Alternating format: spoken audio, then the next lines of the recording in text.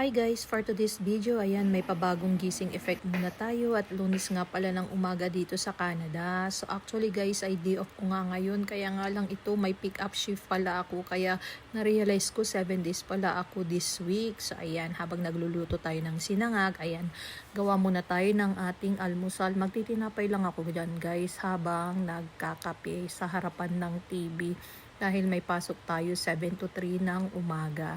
So ayan, nakabihis na rin tayo at ayan, ang bilis ng transition. Nasa sasakyan na tayo agad at ayan, nakarating na rin tayo sa trabaho dahil 7 minutes drive lang naman yung work ko dito sa bahay. So ayan guys, habang nandito na tayo sa trabaho, pasulat-sulat na tayo at kausap ko dyan yung client namin habang siya ay nag-aalmusal. So after ng shift ko guys, ng 7 to 3, dinala ko naman dito si Miggy sa may swimming. Ay, Miggy! Wow, that's good. Can you do that? Ayan, pagkatapos nilang maglangoy-langoy, mga gutom itong mga bata. Kaya ito guys, dito na rin kami kumain ng dinner para pag uwi ng bahay ay wala nang gagawin. So ito lang yung mga ganap natin ngayong Lunes guys. And thank you for watching. Bye!